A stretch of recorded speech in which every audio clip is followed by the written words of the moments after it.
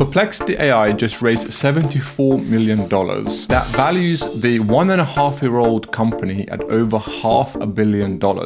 Their goal is very simple. They want to replace Google search. Replacing Google search might sound like an impossible task, but its investors include the head of AI research at Google and the current world's richest man as well. And finally, perhaps most importantly, the feedback that they're currently getting online from users is really positive. So in today's video, I'm going to show you 1, a demo of what Perplexity does. 2, I'm going to tell you how it's different to Google search. And 3 is I'll give you my honest views about the product itself. But first, let's recap the founding story so far. So Perplexity was founded in August 2022 by Aravind, Dennis, Johnny, and Andy. Aravind is a former research scientist in OpenAI and also has a PhD in artificial intelligence from UC Berkeley. Dennis was an AI research scientist at Facebook. Johnny was a world champion competitive programmer and also has a computer science and maths degree from Harvard. And Andy is the founder of another billion-dollar behemoth, Databricks. To say that the company has a deep technical bench is a bit of an understatement. But Perplexity didn't actually start out trying to build an alternative to Google search, right? Initially, they wanted to build a tool that allowed you to query your company's internal databases, so your CRM, your data warehouse, your ERP, using natural language instead of having to write SQL queries. For various reasons, that turned out to be a dud. So the next thing that they did is they built something called Bird SQL, which allowed you to do the same thing, but using Twitter's social graph. So you could ask it questions like, hey, who do I know who has mutuals with Elon Musk? Or show me a list of all Paul Graham's tweets on AI and that kind of thing. That actually ended up going viral and lots of tech people kind of picked up on it, including the famous internet hermit Jack Dorsey, who said it was really cool. But they ultimately decided to build a tool that allowed people to summarize articles on the internet instead, and that led to the birth of Perplexity Ask, which was launched in December 2022 and is their current flagship product. Today, Perplexity says that they are answering 3 million queries a day. They have between $5 and $10 million in annualized revenue, and they have tens of thousands of paying users as well. Let me now give you an actual demo of the product itself. So this is the interface right here, and I can ask any questions that I want. I can, for example, ask them, what is the founding story of McDonald's? As soon as I ask that question, it gives me a short summary of the answer to my question. And it also gives me a bunch of images here as well, and also allows me to search videos if I want to. And then if I look down here, I've also got a bunch of other kind of related questions, follow-up questions that I could ask over here as well. So let me click on that. And so then it kind of generates answers to the kind of follow-up questions, which is also really helpful. What's super cool is that every answer that Perplexity gives has a bunch of citations, right? So we can see the sources that I mentioned here, which we can open up and read about if we want to. And you can also actually click onto this thing here, which shows you all of the sources that Perplexity used in order to compile its original answers. What's interesting as well, kind of a little bit different to how we use Google search, is that we have this thing called collections. So what that allows us to do is basically add all of the queries and the results of our queries to a kind of collection, and then we can share with others. So for example, if I'm doing research on a video that I'm doing for McDonald's, I can create a collection called McDonald's video, and then I can just describe it like research, and then I can click create. So as soon as I've basically created that collection, I can add loads of queries to that collection, and then what I can do is I can click here to share and say that I can share maybe with my colleagues who I'm helping research this video, which is a really handy collaborative way of doing research on the internet, right? It's pretty cool. Okay, so from here we can click Command K and start a new query right from this page. And over here you'll notice that there's something called Copilot. So let me turn that on. What Copilot basically does is that once you enter your original search query, it then asks you a bunch of follow-up questions, which then allows the response that you get to be more tailored to your original query. So for example, I can type in here, holiday recommendations in, it's January now, so January, and then I can click and search. And then what it does is that it actually asks me what type of holiday am I interested in. Now I'm kind of interested in either beach, skiing, cultural or wildlife, let's say wildlife. And then so I've answered this kind of clarifying question. And then what it does is it gives me a bunch of recommendations for holidays in January that are also, wildlife. So it says, for example, It's a great time to go to Antarctica. It's a great time to go to Yellowstone National Park. Maybe the quality of these answers is not great because Antarctica is kind of far and cold, and maybe the US is a little bit out of my budget at the moment. But let's say, for example, Costa Rica, you know, I'm kind of interested in going to see some humpback whales and sloths. I can say, hey, show me pictures of Costa Rica, and then what it will do is it will show me a bunch of images as well. So we've got, you know, some cool photos here. That looks kind of interesting. The Copilot feature is, you know, pretty handy.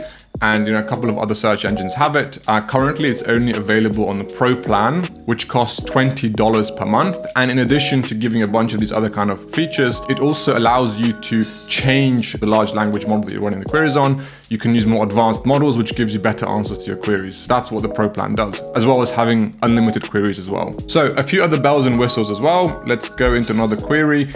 And here, what we can actually do is we can click on this focus button and ask it to search specific kind of data sources, right? So, you know, I always get my reviews on Reddit. So I might say, for example, like, find me a review of a good camera for YouTube filming, right?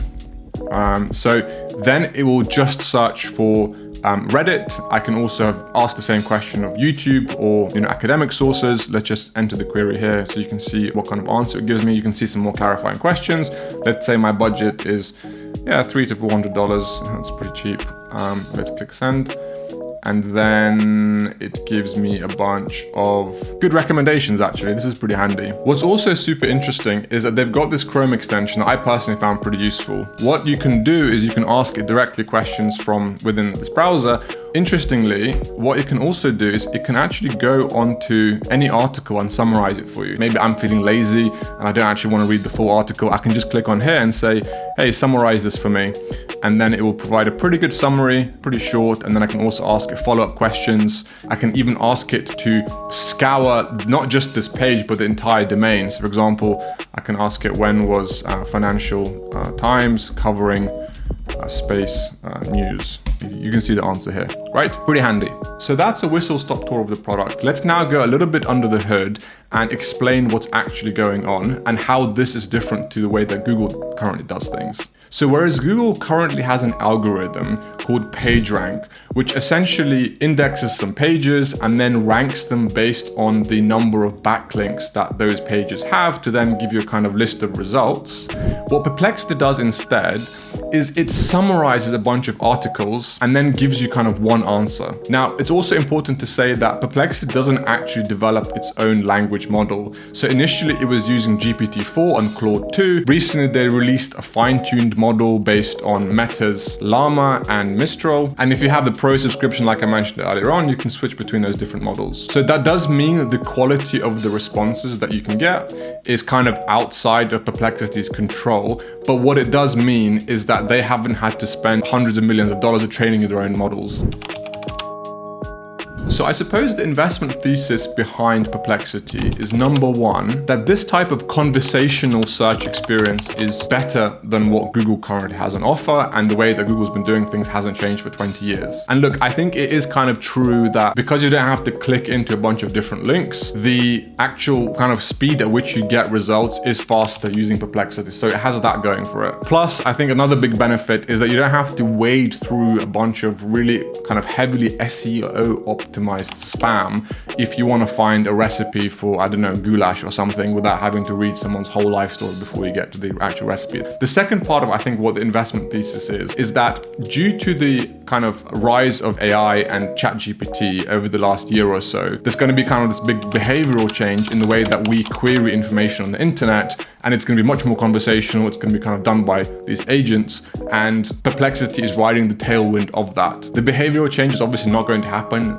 overnight. It might take 5 to 10 years. And look, there's a bunch of other big kind of search engines. They've got Bard, you've got Bing, you've got U.com, you've got WebPilot, who are all kind of leaning into this behavioral change. And Perplexity is kind of the front runner amongst crowded bunch of competitors. So now, what do I personally think about some of these chatbots, right? I've used Perplexity, I've used a bunch of other chatbots.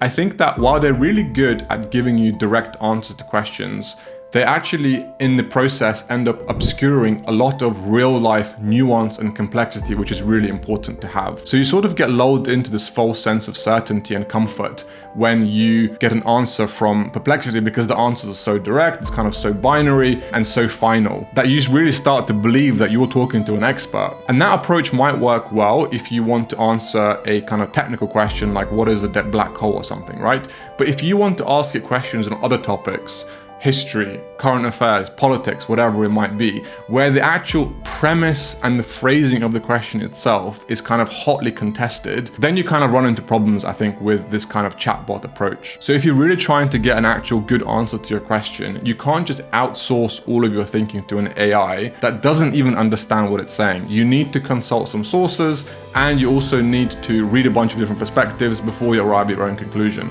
So what I'm trying to say is there's a whole range of topics where I think that this kind of Perplexity chatbot style approach isn't really suited for. And then finally, if you put all of the philosophical, moral concerns about search to one side, I do also think that the quality of the results can be a bit hit or miss, but this is something which I guess the Perplexity team is really working on, and that will improve over the course of the next kind of a couple of years. And I don't think Perplexity could ever completely replace Google search, and feel free to call me a Luddite here, but I think that we need to have a way of querying the internet outside of the constraints of this kind of conversational interface that I showed you earlier. So this is my personal view. That's it from me. See you on the next video.